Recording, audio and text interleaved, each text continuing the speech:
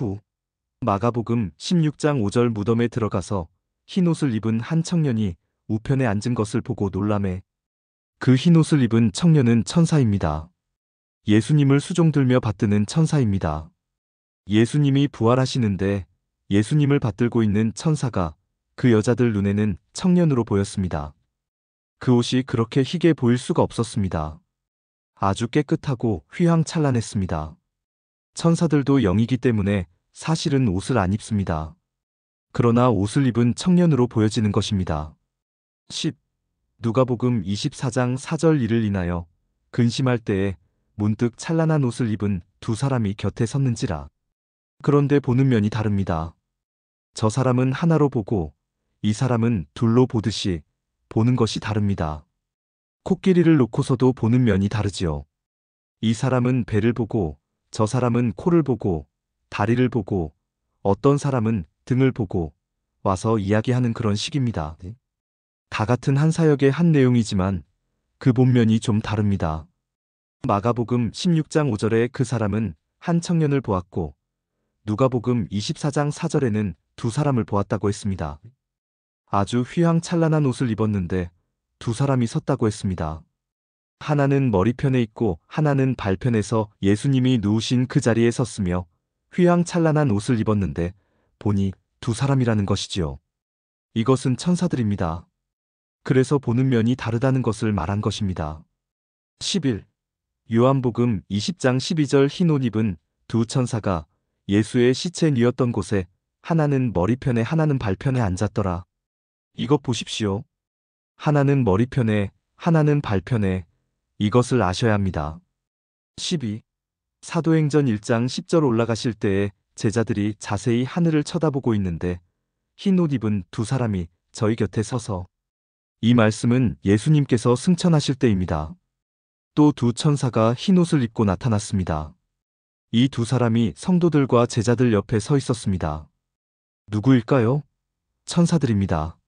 30년 전 모 교회에서 집회할 때 모 권찰이라는 분이 남편은 폐병으로 돌아가시고 외로운 중에 나와 듣다가 영안이 열렸습니다. 영안이 훤히 열려서 도취되어 가지고 주여 하면서 머리를 숙였다 들었다 하더니 설교가 끝나자 곧 강사방으로 쫓아와서 이야기를 했습니다. 첫날 첫 시간에 영안이 훤하게 열리는데 이쪽에 천사가 날개를 활짝 펴고 있고 저쪽에도 역시 천사가 날개를 활짝 펴고 둘이서 목사님을 받들고 있더라고 그래요. 그리고 설교를 할 때에 입에서 불이 막 나오고 생명의 칼날이 나오는데 죄가 잘라지더라고 했습니다. 그런데 머리 위를 보니까 비둘기 성령이 확 내려오면서 예수님의 인자한 얼굴과 휘황찬란한 머리를 가지고 아주 웃는 얼굴로 성경을 착착 넘기더라는 것입니다. 예수님께서 구약을 넘기니까 목사님이 구약을 증거하시고 신약을 펴시니 신약을 증거하는데 그런 것을 생전 처음 봤다는 것입니다. 천사가 정말 있군요. 하길래 물론 천사가 있지요. 이제 보여주시니까 믿겠습니까? 하니까 이제 신랑도 다 잊어버렸습니다. 이젠 기쁘고 즐겁고 좋습니다. 라고 하는 것을 봤습니다. 주의 종들은 단에 서기만 하면 천사가 와서 받듭니다. 시험이 올 때는 천군 천사가 와서 담을 쳐주니 믿으시라는 것입니다.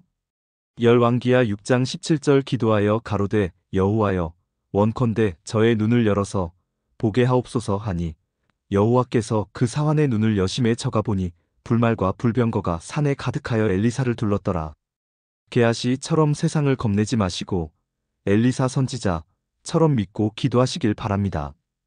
겁을 내지 않는 믿음을 가진 사람에게는 천사가 와 있고 겁을 내는 사람에게는 마귀가 와서 기다리고 있습니다. 우리는 꼭 하나님의 종, 하나님의 사람이 되어야 하겠습니다. 하나님의 사람에게 하나님의 신들이 따라와서 역사를 해주시고 세상 사람들은 귀신들이 와서 역사를 해줍니다. 여러분은 하나님의 사람이 되시길 바랍니다. 신명기 33장 1절 하나님의 사람 모세가 죽기 전에 이스라엘 자손을 위하여 축복함이 이러하니라. 13. 사도행전 10장 30절 고넬료가 가로되 나흘 전 이맘때까지 내 집에서 제9시 기도를 하는데 홀연히 한 사람이 빛난 옷을 입고 내 앞에 서서 고넬료는 이방 사람인데 100명을 다스리는 장교요 백부장입니다. 그 바쁜 근무 중에도 기도를 했습니다. 또 남을 구제하기를 좋아했습니다.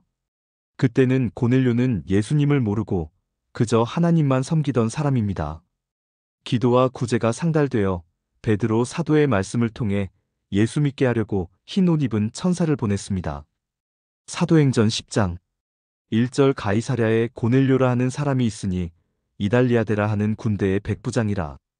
2절 그가 경건하여 온 집으로 더불어 하나님을 경외하며 백성을 많이 구제하고 하나님께 항상 기도하더니. 3절 하루는 제9시쯤 되어 환상 중에 밝히 봄에 하나님의 사자가 들어와 가로되 고넬료야 하니. 4절 고넬료가 주목하여 보고 두려워 가로되 주여 무슨 일이니이까. 천사가 가로되 내 기도와 구제가 하나님 앞에 상달하여 기억하신 바가 되었으니. 5절 네가 지금 사람들을 요바에 보내어 베드로라 하는 시몬을 청하라. 6절 저는 피장 시몬의 집에 우거하니 그 집은 해변에 있느니라 하더라. 천사가 고넬료를 불러 내 기도와 내 구제가 하늘에 상달되었다. 하나님의 종 하나님의 사람 예수님의 제자 베드로가 요바에서 기도하고 있으니 그의 말을 좀 들으라. 고 했습니다. 베드로를 모셨는데 베드로는 너희들도 잘 알거니와 우리가 이스라엘 사람으로서 이방인과 상대하는 것은 위법인 줄 알지 않느냐? 그러나 나는 위법인 줄 알면서도 왔다. 고 했습니다. 기도하다 보니까 보자기가 내려오면서 잡아먹으라는 소리가 들리는데 나는 안 먹겠다 하니까 내가 깨끗하게 한 것을 속되다고 하느냐 하며 3번 꾸중하는 소리가 들리고 바로 그때에 그대가 보낸 사람이 왔길래 내가 따라왔도다. 라고 했습니다. 사도행전 10장 10절 시장하여 먹고자 함의 사람이 준비할 때에 비몽사몽간에 11절 하늘이 열리며 한 그릇이 내려오는 것을 보니 큰 보자기 같고 내 귀를 메어 땅에 드리웠더라. 12절 그 안에는 땅에 있는 각색 4발 가진 짐승과 기는 것과 공중에 나는 것들이 있는데 13절 또 소리가 있으되 베드로야 일어나 잡아먹으라 하거늘 14절 베드로가 가로되 주여 그럴 수 없나이다 속되고 깨끗지 아니한 물건을 내가 언제든지 먹지 아니하여서 삼나이다 한데 15절 또 두 번째 소리 있으되 하나님께서 깨끗게 하신 것을 네가 속되다 하지 말라 하더라. 16절 이런 일이 3번 있은 후 그 그릇이 곧 하늘로 올리워 가니라. 17절 베드로가 본 바 환상이 무슨 뜻인지 속으로 의심하더니 마침 고넬료에 보낸 사람들이 시몬의 집을 찾아 문 밖에 서서 28절 이르되 유대인으로서 이방인을 교제하는 것과 가까이 하는 것이 위법인 줄은 너희도 알거니와 하나님께서 내게 지시하사 아무도 속되다 하거나 깨끗지 않다 하지 말라 하시기로. 29절 부름을 사양치 아니하고 왔노라 묻노니 무슨 일로 나를 불렀느냐? 고넬료가 자기 신하, 부하, 일가 친척을 다 모아놓고 말씀 듣다가 성령불을 받았습니다. 말씀을 들을 때 성령이 내려오고 저들이 다 방언을 하는데 들어보니까 하나님을 높이는 말들이었습니다. 베드로가 제자들 셋을 데리고 왔는데 그들 모두 놀랐습니다. 이것 봐라. 이방인에게도 성령을 주시는구나. 성령 받은 사람도 그걸 몰랐습니다. 우리가 마가의 다락방에서 받은 것 그대로 주님이 주시는 것을 어찌 막을 수가 있는가 했습니다. 그렇게 훌륭한 사도들도 자기들 외에는 못 받을 줄 알았던 것입니다. 그것이 바로 교리입니다. 교리를 벗어나면 안 되는 줄 알았던 것입니다. 그때에 하나님께서 교리를 초월시키셨던 것입니다. 사도행전 10장 44절 베드로가 이 말할 때에 성령이 말씀 듣는 모든 사람에게 내려오시니 45절 베드로와 함께 온 할례 받은 신자들이 이방인들에게도 성령 부어주심을 인하여 놀라니 46절 이는 방언을 말하며 하나님 높임을 들음이러라. 47절 이에 베드로가 가로되 이 사람들이 우리와 같이 성령을 받았으니 누가 능히 물로 세례 줌을 금하리요 하고 48절 명하여 예수 그리스도의 이름으로 세례를 주라 하니라. 저희가 베드로에게 수일 더 유하기를 청하니라. 베드로는 주님께서 주시는 성령을 내가 막을 수도 없거니와 세례 주는 것을 누가 막을 수 있겠느냐 하면서 물 세례를 주었습니다. 이렇게 해서 고넬료의 집으로부터 교회가 시작된 것입니다. 신령한 교회가 시작된 것입니다. 또한 고넬료가 진실하니까 천사를 보내어서 진실한 신앙에 권능받은 베드로를 붙여주었습니다. 그때의 기적이 일어났습니다. 아멘. 할렐루야. 14. 요한계시록 6장 11절 각각 저희에게 흰 두루마기를 주시며 가라사대 아직 잠시 동안 쉬되 저희 동무종들과 형제들도 차기처럼 죽임을 받아 그 수가 차기까지 하라 하시더라. 이 말씀은 순교한 자의 영혼들이 하나님 보좌 앞에 꿇어 엎드려서 지금도 기도를 한다는 말씀입니다. 사도 요한이 영안이 열려서 보니까 주여, 우리는 억울하게 죽었는데 우리의 신원을 언제 갚아주시겠나이까? 하니까 가만히 있거라 하시면서 흰 두루마기를 하나씩 주시더라는 것입니다. 이 두루마기를 주시면서 받아 입으라고 하셨습니다. 그리고 자기처럼 죽임을 받아 그 수가 차기까지 하라 하시더라는 말씀은 언젠가 순교할 시대가 오면 구원받을 숫자가 차야 된다는 말씀입니다. 그분들은 거기 가서 영안이 환하게 열리고도 모르는데 우리는 더 모르니까 더 배워야 합니다. 디모데후서 3장 14절 그러나 너는 배우고 확신한 일에 거하라. 네가 뉘게서 배운 것을 알며. 15. 요한계시록 7장 9절 2일 후에 내가 보니 각 나라와 족속과 백성과 방언에서 아무라도 능히 셀 수 없는 큰 무리가 흰 옷을 입고 손에 종려가지를 들고 보좌 앞과 어린 양 앞에 서서 주님께서 재림하실 때의 광경입니다. 주님 재림하실 때 흰 옷 입은 무리들과 종려가지를 들고 나오는 사람들이 구원을 받습니다. 그들은 변화받은 성도들입니다. 그것은 이 땅에서 변화받은 과정이고 6장은 지금 하늘나라에 가 있는 영혼들이 흰 두루마기를 받아 입는 장면입니다. 거기 가 있거나 여기 있거나 전부 다 흰 옷을 입어야 되는 것입니다. 흰 것이란 깨끗한 것을 상징하는 것입니다. 16. 요한계시록 7장 14절 내가 가로되 내 주여 당신이 알리이다 하니 그가 나더러 이르되 이는 큰 환난에서 나오는 자들인데 어린 양의 피에 그 옷을 씻어 희게 하였느니라. 예수님의 피로 씻은 것입니다. 어린 양의 피에 그 옷을 씻어라고 했으니까요. 17.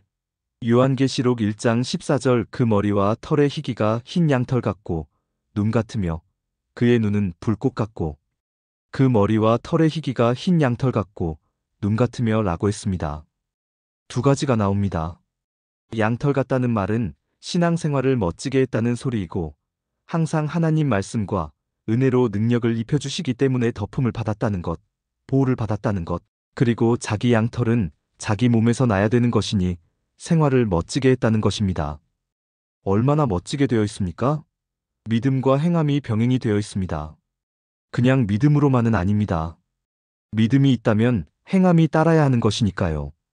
믿음은 오른 다리라면 행함은 왼 다리입니다. 한쪽이 짧으면 어떻게 됩니까? 절음발이가 되는 것입니다. 마태복음 15장 30절 큰 무리가 절뚝발이와 불구자와 소경과 벙어리와 기타 여럿을 데리고 와서 예수의 발 앞에 둠에 고쳐주시니 31절 벙어리가 말하고 불구자가 건전하고 절뚝발이가 걸으며 소경이 보는 것을 무리가 보고 기이히 여겨 이스라엘의 하나님께 영광을 돌리니라. 예수님 앞에 나오면 육신의 병을 고침받거니와 더욱이 영적 병의 고침을 받을 수 있습니다. 18. 요한계시록 1장 14절 그 머리와 털의 희기가 흰 양털 같고 눈 같으며 그의 눈은 불꽃 같고 요한복음 15장 3절에 보면 너희는 내가 일러준 말로 이미 깨끗하였으니 라고 기록되어 있습니다. 성경 말씀을 들을 때의 죄가 깨끗해집니다. 왜 그러냐 하면 눈으로 자꾸 덮어주기 때문입니다. 이것도 알아야 됩니다. 우리가 이 말씀을 들으면 말씀으로 덮어주니까 가리워집니다. 옷을 입었으니까 가리워집니다. 이 말씀이 가장 깊이 있는 말씀입니다. 이 말씀을 모르는 사람은 그저 기도만 하면 되는 줄 알고 울어야 되는 줄 알고 있습니다. 요한복음 15장 3절의 이 말씀을 알면 아주 쉬운 것입니다. 시간 낭비하면서 돌아서 가는 신앙을 하지 말고 바로 갑시다. 바로 가는 길이 있는데 왜 돌아가려고 합니까? 우리는 돌아가는 신앙을 하지 맙시다. 이 성경 말씀은 찍코스지요. 고속이고 무정차가 되는 것입니다. 우리는 이러한 신앙인이 되어야 하겠습니다. 디모데전서 4장 5절 하나님의 말씀과 기도로 거룩하여 지민이라. 기도란 자신의 기도와 타인의 기도가 있습니다. 2. 눈은 불꽃 같고 1. 다니엘 10장 6절 그 몸은 황옥 같고 그 얼굴은 번갯빛 같고 그 눈은 횃불 같고 그 팔과 발은 빛난 녹과 같고 그 말소리는 무리의 소리와 같더라. 이분은 누구십니까? 예수님이십니다. 이것은 마지막 심판하실 때에 무섭게 나타나실 것을 보여주는 것입니다. 2. 요한계시록 2장 18절 두아디라 교회의 사자에게 편지하기를 그 눈이 불꽃 같고 그 발이 빛난 주석과 같은 하나님의 아들이 가라사대 주석이란 녹과 같은 것입니다. 이 두아디라 교회는 여자의 말을 듣고 우상 제물을 먹고 음행을 했습니다.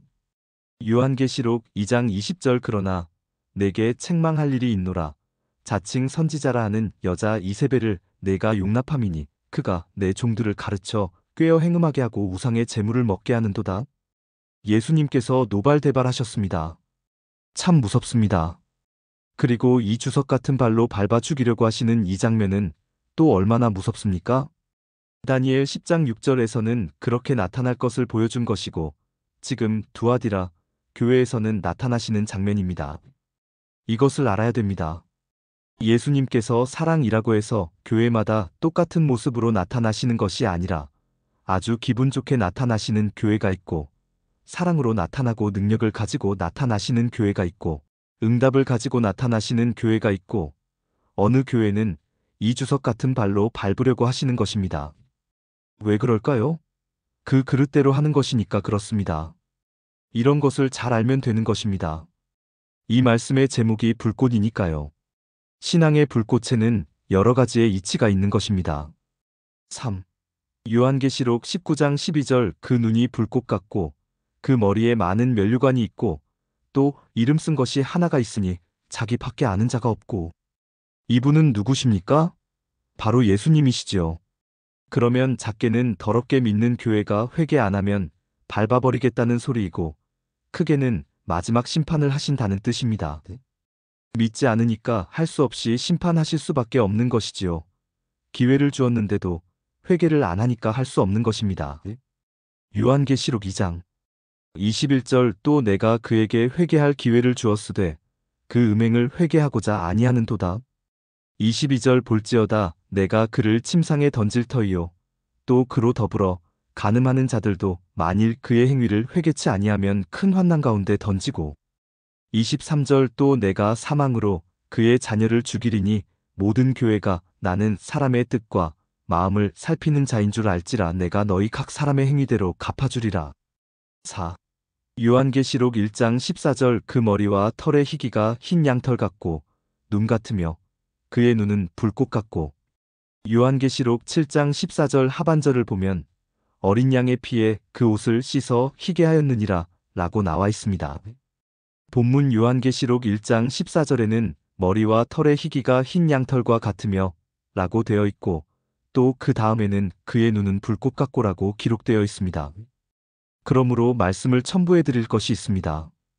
예레미야 2장 13절 내 백성이 두 가지 악을 행하였나니 곧 생수의 근원되는 나를 버린 것과 스스로 웅덩이를 판 것인데 그것은 물을 저축지 못할 터진 웅덩이니라 라고 했습니다.